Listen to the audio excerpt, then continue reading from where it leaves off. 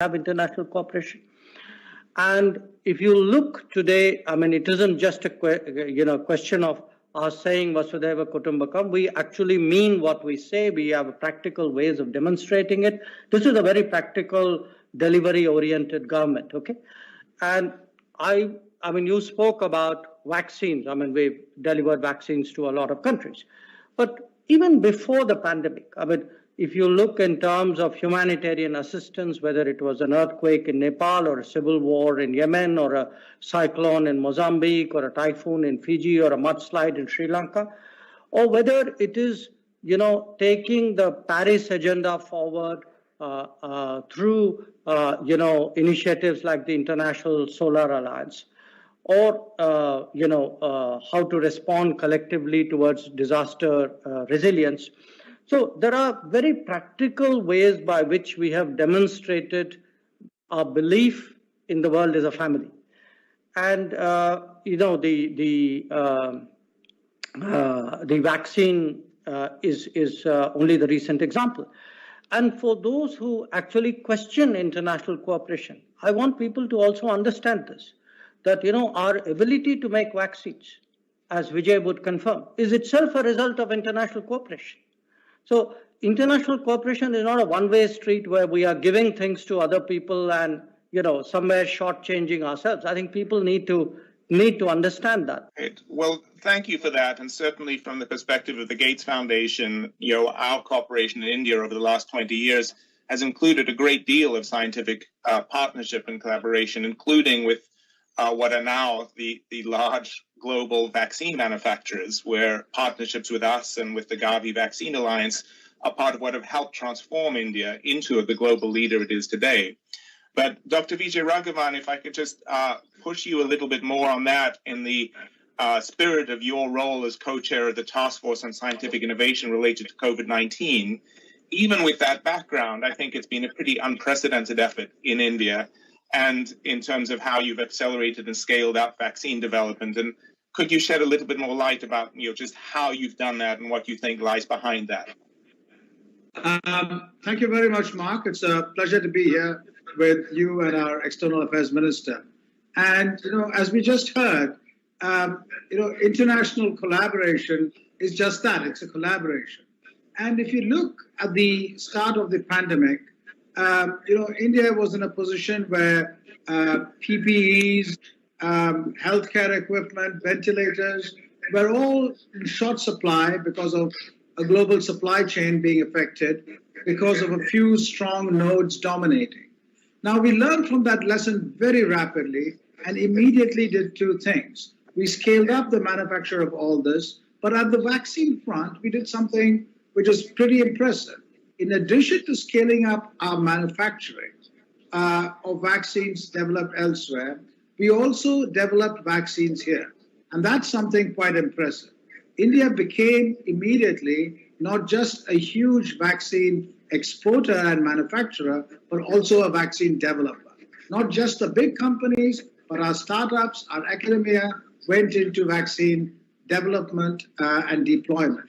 And you're going to see the outcome of that very soon. So this reflects a very changed situation where not only could we serve the current pandemic well, but our preparedness for the next one and a preparedness for global service on this front has been incredibly ramped up. So within that context, Minister, if I can come back to you, there's been a lot of discussion about equitable access to vaccines globally. Clearly, this is a pressing issue of our time. We know, and certainly within the United States, for example, where I'm speaking from, while there have been significant support to COVAX, there has not been a lot of support around actual distribution of vaccines into other countries or other parts of the world. Whereas India, through your Vaccine Maitri initiative, you have 85 countries already, I believe, have had access to vaccines who otherwise wouldn't have had. So in that context, it would be great to hear just your thoughts on how India views platforms like that, but also COVAX and other bilateral and multilateral approaches, both for the current crisis, but also this is something the world is going to have to grapple with going forward as to what the right structure for future challenges in health and beyond health are. Right. Mark, I'd like to really pick up on a point which Vijay made before answering your question, which is we are fighting this pandemic. But even as we are doing this, we need to understand, the analogy I draw is a typhoon. That, once you have a typhoon, be sure there are going to be more. Okay. So everything we are doing for now, but everything we are doing is also preparing ourselves for what is to come. Now, I think equitable access is critically important in this because, we all know that, no one will be safe till everyone is safe. But while we know that, we don't necessarily practice it. Okay. So quite honestly, the global tendency has been to sort of circle the wagons and say, well, I'm going to look after myself mostly. Now, I understand that. Okay, I'm not against that. I think if any country is under stress, if the numbers are going up, which by the way they are for us right now, I think it's completely legitimate that we we purpose, our production to where the immediate challenge is. But the fact is that, to the extent that you have margins and the ability and the obligation to help others, I think it's the decent thing to do. As I said, doing good is also doing smart. Now, in our case, we obviously, our vaccine producers had some contractual commitments. They had commitments to COVAX, as you know, where we actually helped health workers in a number of African countries with some of our own neighbors in South Asia, with the CARICOM, with the FIPIC, because countries like, small countries, it isn't just the ability to buy. They don't have actually the wherewithal to really access the market. So I think it's important. And again, while we are discussing vaccines right now, understandably, I want you to look at it in terms of a larger picture, okay? Because in my view, one of the real debates about globalization has been the equity and fairness of globalization.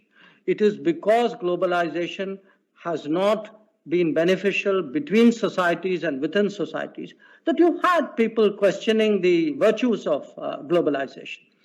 And those who are truly committed to globalization and want it to do well should, I think, devote themselves to that. And, I look at our partnership, the government's partnership with the Gates Foundation, as a kind of global fairness coalition, if you would, that we are making an effort really to make sure that, the sort of the weaker, vulnerable, less privileged people within societies and among countries don't get left behind.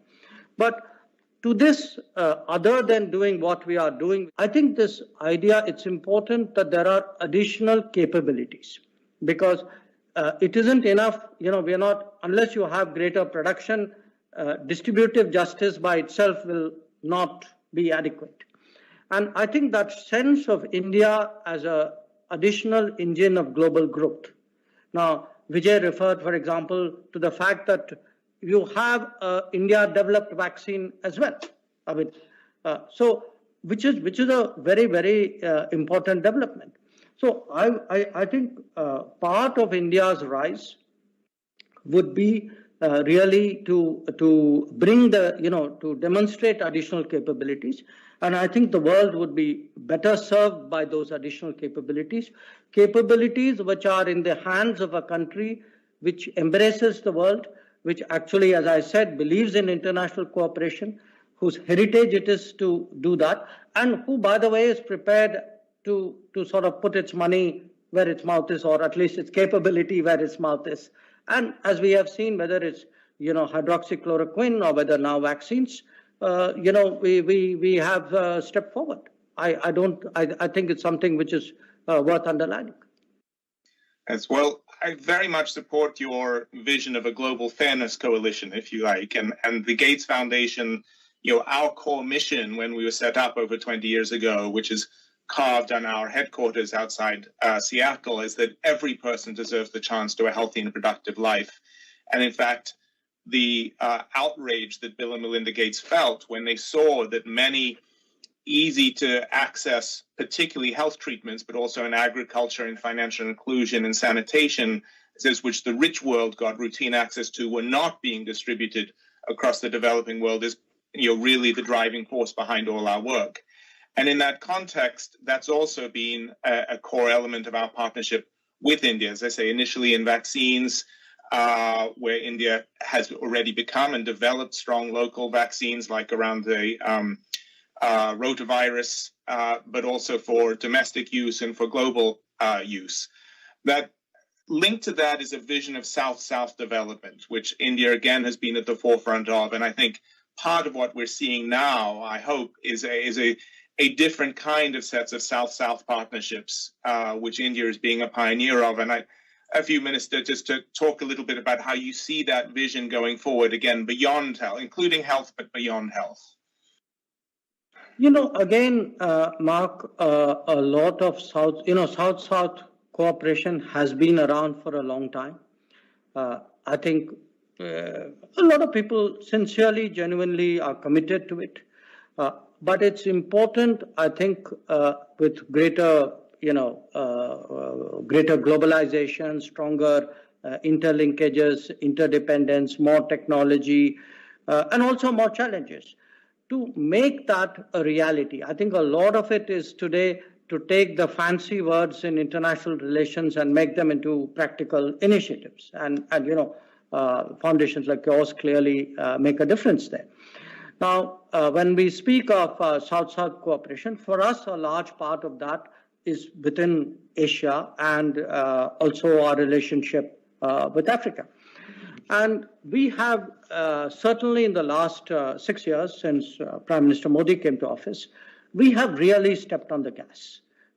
Today, out of 54 African countries, for example, we have, I think in 51 countries, we have projects of some kind, either grant or lines of credit. A lot of them are lines of credit. And, it's for people who, in a sense, are who may not believe in it or who are a bit cynical. Often people think of it as self-interest. Okay, and I grant you, in international relations, there is an element of that. But I think if you look at a lot of what we have done, and some of the examples, a country like Mauritania, okay, it's the other end of Africa. My strategic interest there is not particularly high. But the fact that we could go out there and build a milk processing plant, or the fact that we've been very active in water treatment systems in Tanzania and Mozambique, or in reviving, we've done a textile plant in Kenya, or cement plant in Djibouti, sugar in different countries. And a lot of what we are now trying to do, using technology. We have a very ambitious initiative for telehealth and teleeducation. And I think one of the lessons of COVID is going to be a greater digital reliance. So what we've been trying to do is really, in a sense, as they said, helping them to fish rather than giving them fish. And through enhancing capability building, whether it's in human capability or whether it's in asset creation, we have really today have a footprint which extends from the Pacific Island all the way through Asia, Africa to the Caribbean. And sometimes, in value terms, it may not be much, but it means a lot to the country concerned. One of the things which I met the president of St. Vincent and the Grenadines, and we actually helped to revive an arrowroot production factory, which meant an enormous amount to them. We are working, in fact, this is our biggest project today abroad, which is on a refinery, a petroleum refinery in Mongolia, which is of a totally different scale. So my point is today, for a country like India has, both in terms of our belief, in terms of our heritage and history, and in terms of our world strategy, that if we want to see a rebalanced world where there is much great, the diversity of the world is fully expressive in terms of better power distribution, better capability distribution. I think it makes eminent sense to go out there and work with other countries and build up their capabilities. Obviously, we are on goodwill, but I think you actually create in the long term a much better world. And we will focus on those areas which we are better at, which are obviously our strengths. I think we're doing a lot of IT abroad, a lot of digital stuff abroad.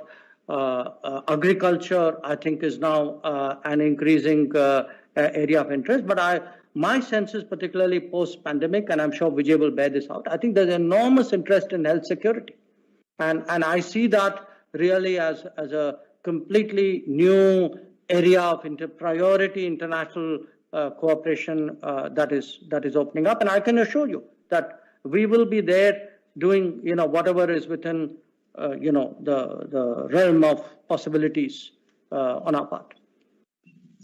Well, one of the areas that I think is most important in that and has the most potential is in the scientific realm and the digital realm. And you mentioned digital financial inclusion, for example, is an area where we have partnered, again, with the Reserve Bank of India and others to help bring delegations from countries like Nigeria and Indonesia to learn from the Indian example on expanding financial access to the poorest. And Vijay, if I turn back to you, in areas that the minister already touched on a couple, in agricultural sciences, you and I had a recent conversation around some partnerships there. In things like other health areas like antimicrobial resistance or global health security and technology, I'm curious both how you see cooperation in research can be better enabled, including the role of partnerships with foundations like ours, but also just where you see the highest potential for applying science and technology to these national and global problems. Thank you, Mark. As the minister just pointed out, the reach of India's interactions globally points to a truly global view of a sense of community, and not just. Now, taking this one step further into areas such as agriculture and health, which you pointed out, the pandemic has highlighted a simple point, that we must look at these issues in a comprehensive manner of One Health, and not matters such as what do I do with virology, what do I do with spillovers, what do I do with agricultural pests. Now, this One Health perspective is a big challenge. The West has addressed this so far by pouring in huge amounts of resources into solving problems in a manner which is disproportionately akin to a hammer on an ant, and this is not tenable to scale globally.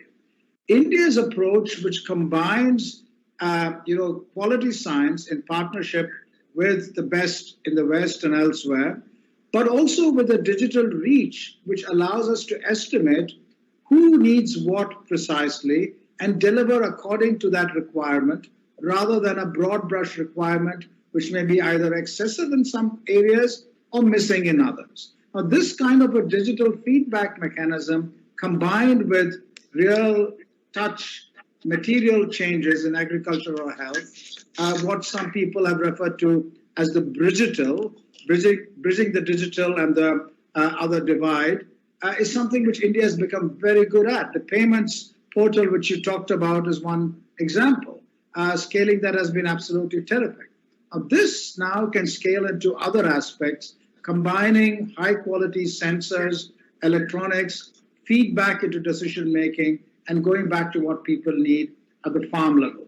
Their partnerships with the Gates Foundation, other similar organizations, is important, because technologies which have been developed for all sorts of other reasons and which have come with all sorts of bells and whistles now need to be broken up into modules which can be adapted to this new global demand. And that's something we must partner and ensure that not only India, but all the world has access to. So, Minister, if I can turn back to you in that context, that you mentioned the global health security agenda, and that is being vigorously discussed in global forums like the G7, and the G20, and that's on aspects both of how we continue to respond to the current crisis, which is very much with us and will be for a while longer in its implications, and also prepare and respond to future crises. And I'm actually serving on a G20 high-level panel to provide advice to the G20 on financing for future pandemic preparedness.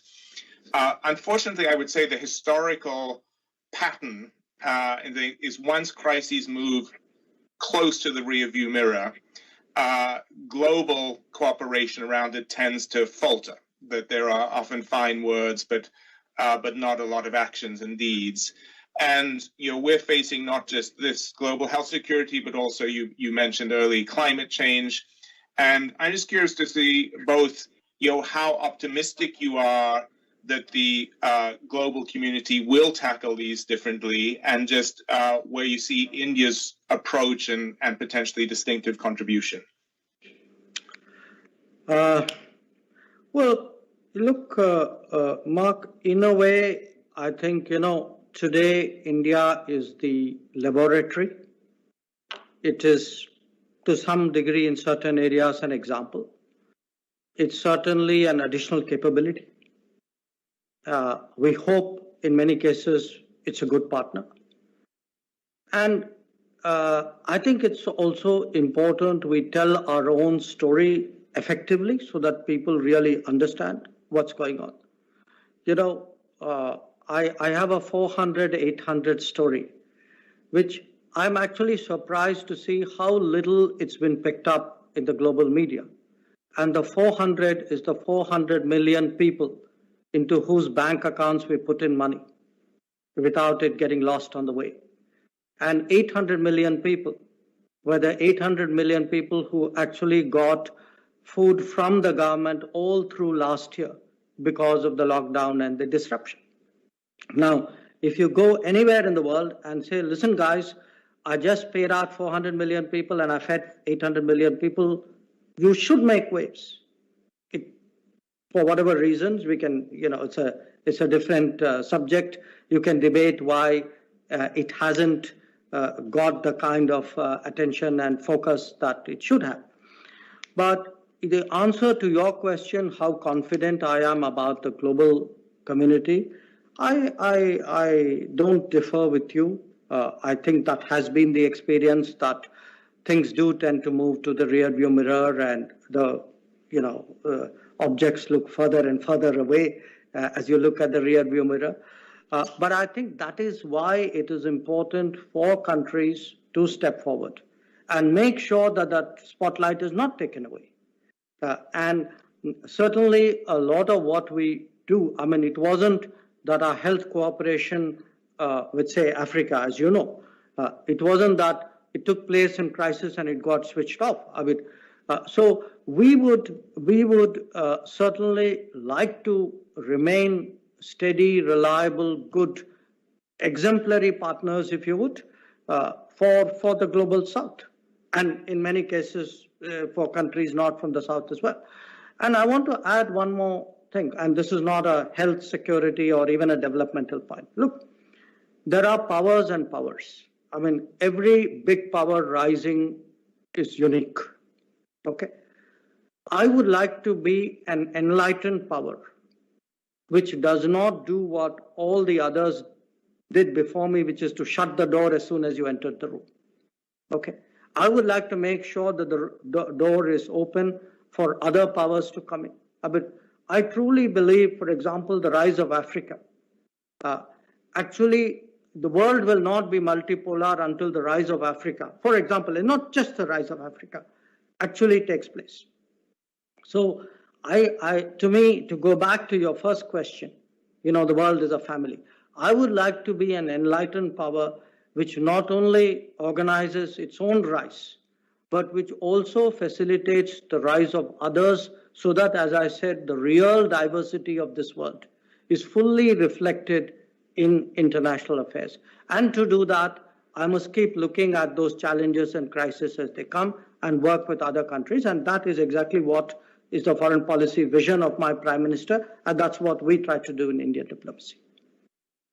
Well, thank you, Minister. I think I could not think of a better note to close on. And as a South African, I'm very pleased to hear your vision about the importance and the future role of Africa. And as a global citizen leading a global foundation, I'm even more pleased to hear about your vision of an enlightened approach to global affairs, which really is a both and. And I think to your 400 and 800 story, certainly we at the Gates Foundation have been highlighting how India's domestic response on food security, on access to financial inclusion, is both an amazing feat in itself, but also a great model for those countries across the rest of Asia, in Africa, across the world to follow. And as we look forward into what will still be a very challenging period in terms of addressing the COVID response and global health security, I think we're both reassured and excited to hear India's commitment to continued global leadership, and even more excited to continue to be a partner with Vijay and across the scientific community and the research and development community in India, which is an incredibly vibrant one. So with that, a huge thank you to both of you for joining me today. Thank you. Thank you very much. Thank you.